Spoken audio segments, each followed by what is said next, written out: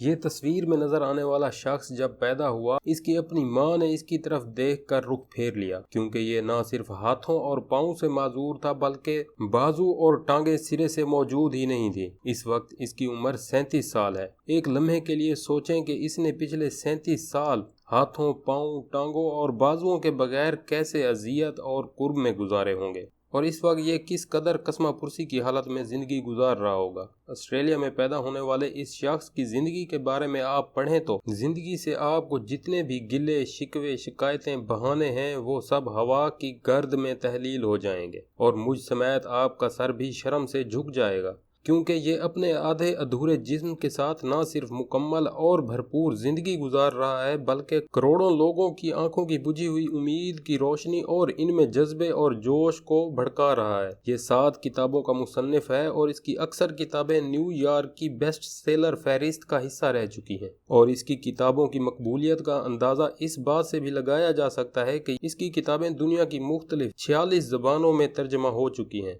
اس کو پہاڑوں پر چڑھنے کا بھی شوق ہے اور یہ سمندر کی لہروں کے ساتھ سرفنگ بھی کرتا ہے۔ اس نے محبت بھی کی اور اپنی پسند کی شادی بھی کی۔ اس کی بیوی ایک آسٹریلوی ماڈل ہے۔ اس کے ہنستے کھیلتے 4 بچے ہیں۔ اپنی خوبصورت بیوی اور 4 ہنستے کھیلتے بچوں کے ساتھ کیلیفورنیا، امریکہ کے اندر ایک خوشحال اور اعلیٰ زندگی بسر کر رہا ہے۔ اگر زندگی میں آپ اپنے پورے جسم کے ساتھ ادھوری زندگی کے ساتھ نا امید ہو چکے ہیں تو اس آدھے ادھورے جسم والے شخص کی مکمل زندگی کے بارے میں ضرور پڑھیے گا۔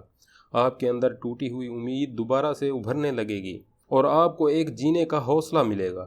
حضرت اقبال نے کیا خوب لکھا ہے: عشق میں اپنا نام، اپنا مقام پیدا کر، نیا زمانہ، نئے صبح و شام پیدا کر، اور میرا طریق امیری نہیں فقیری ہے، خودی نہ بیچ، غریبی میں نام پیدا کر۔